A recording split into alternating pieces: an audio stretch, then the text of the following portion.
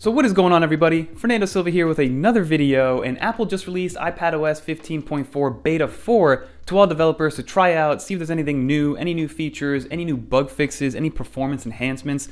So overall, iPadOS, the beta program for iPadOS 15 and higher, has been absolutely amazing. So I have been recommending it to a lot of people if you do want to try it out, especially if you want to demo universal control. But again, we're going to look at iPadOS 15.4 Beta 4 specifically and see if there's any new features that came alongside this new update. But again, we're getting deeper and deeper into these beta updates, so keep in mind that the farther along we get into these beta programs, the less and less updates we're going to get. But without further ado, there was actually a couple features that were actually tangible and one cool Siri one that I do want to share with everybody. But let's get into it.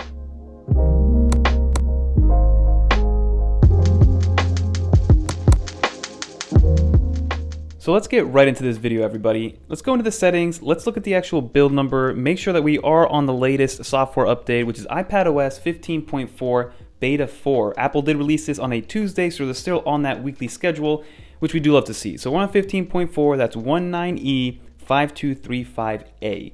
Now, keep in mind, since we're on the A, that means the next one should be the release candidate edition sometime next week, probably the same time frame of Tuesday. And then we'll probably get that final release probably either that same Thursday or that following week on Tuesday, where 15.4 will be released to the entire public to finally try out and use universal control. And then also, if you are on a cellular capable iPad, there was a new modem update, so keep that in mind. It should just kind of make everything a little bit easier for you. And then in terms of the build size, I actually took a screenshot of it. So we go into our recents, go here. If we zoom in, it was actually about 400 megabytes or 390 megabytes. So give yourself about a whole gig of extra storage to make sure that you're good to go in order to get this installed properly and you have zero issues when installing this. So again, since we're on beta 4, the features and updates are going to be smaller and smaller as time goes on. Because again, Apple's just fixing all their bugs, fixing and resolving issues to make sure that it is ready for that final release. Obviously, the headlining feature was that universal control on the iPad side, and then the Face ID with mask on and with glasses on the iOS side. But some of the things that did pop up with this beta update, we are now 2 betas in a row where you will get a prompt when you do go into your software update. So if you go to General, you go to Software Update,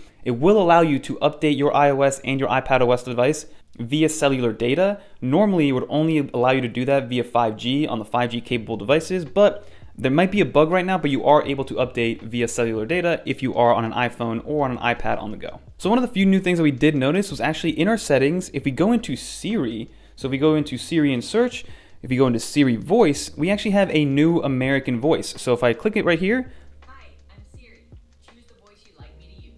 So that is the new voice 5 from Siri. It's only in American, so if you go into Australian and all the other ones, it doesn't work, but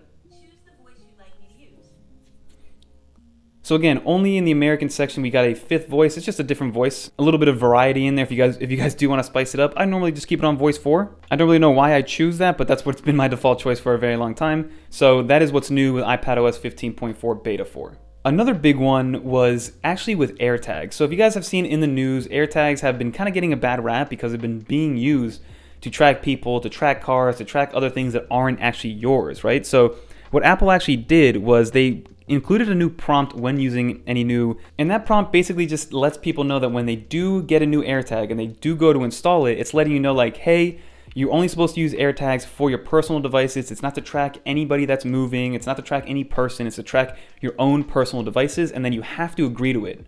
So I think Apple, from a liability standpoint, is kind of removing themselves. So they're offering a product which ideally should be used to track your lost items, lost or stolen items.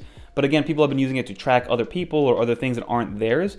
So by agreeing to this, I think Apple just releases all liability when it comes to saying like, hey, we released a product that's supposed to be used for only good things, which is to track your lost items, not to be tracking other people. And we're letting you know that that is the case. So if somebody does get tracked with an AirTag, I think from a liability standpoint, Apple will not have to deal with it because they did put a prompt in there that you have to agree to. So those are the 2 main things with this Beta 4 update. So you basically just have a new Siri voice, which is always a welcome addition, and then Apple kind of taking care of themselves from a liability standpoint on the AirTags themselves. So there were 2 other things that I did want to bring up. So one of them was actually in general. So if you go into your settings, go to general and go to background app refresh, Apple actually removed the web one. So if we go into W, you can see that the web one was not here. And apparently there was a bug in the previous iterations of the beta program where the web icon would be there, but it would be an empty icon.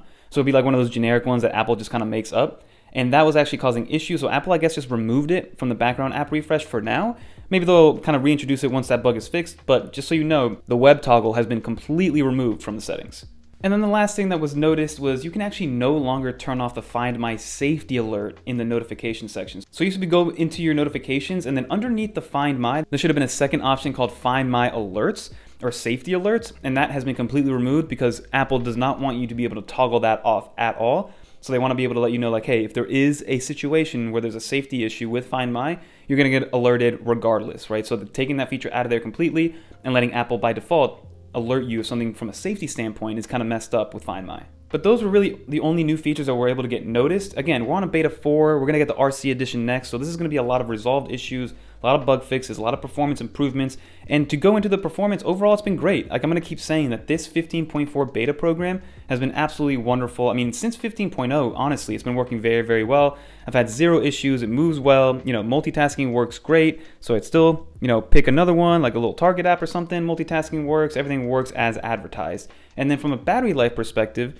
let's go into the battery. Let's go into settings, battery, see how we've been doing over the last 10 days. So you can see on a day like Wednesday, we got about 5 hours of screen on time, about 2 hours of screen off time, and we charged it about 100%. The reason this is so high, normally doesn't go that high, is because on a day like Saturday, we actually had it plugged in the entire time, and it was doing a lot of background activity, so it did kind of consider that as overcharging the iPad and overclocking it a little bit. But if you go on a day like Tuesday, you see that we have 2 hours and 13 minutes of screen on time, 20 minutes of screen off time, mostly in LumaFusion and Affinity Photo. Overall battery life, I mean, it's not great, but we are hopefully getting there. I've been getting 5 to 6 hours of screen on time, but I'm hoping to get to that 8 to 10 hours of battery life. But overall, I've been happy with the performance, happy with the battery life. I mean, you guys know me, I'm usually at a desk, so I'm usually always plugging it in and always charging it. So from a battery standpoint, we're doing okay. But let's get out of this view and go to the normal one. So that's pretty much going to do it for this video, everybody. Like you saw, we got a tangible difference, which is very rare this late in the beta program. And that was a new Siri voice. I don't know why Apple added that in. I mean, it's always good to have some extra variety. So we do have a 5th voice under the American category for Siri voices, and I'm all for it. You know, a little more variation doesn't hurt anybody. So Apple added that extra voice in there, but they didn't add any other voices to any of the other accents or any other regions of the country. So I wish they did add a couple more and not just to the American one. But who knows, maybe since I'm in the US, I'm getting the American voice 5, but maybe if you're in Australia, you'll get a different voice. So let me know in the comments below if you guys are getting a different voice number or a new voice inside of like your region. I'm always curious to know. That'd be really cool if Apple made it like a region specific Siri update, but let's see if that's actually the case. And then Apple had to give a response to the AirTag situation, just like they're having a response to all their legal battles with Epic and, you know, Fortnite and giving users the ability to sideload apps. Now Apple's coming in with their new AirTag prompt. So if you get a new AirTag, you connect it to Find My, there is now a new prompt to let you know, like, hey, this is an AirTag that's supposed to be used strictly for your products. So if you lose them or get stolen, you'll be able to track it down. Not for you to be able to track somebody, for you to be able to track a car, for you to be able to track somebody's backpack. That's not what AirTags were made to do. So Apple did put a new prompt to let you know, like, hey, put this on your items, and this is only for items and not for pets, it's not for people. So Apple's kind of covering themselves a little bit if any more lawsuits start coming in or if there's any other liability that they have to deal with.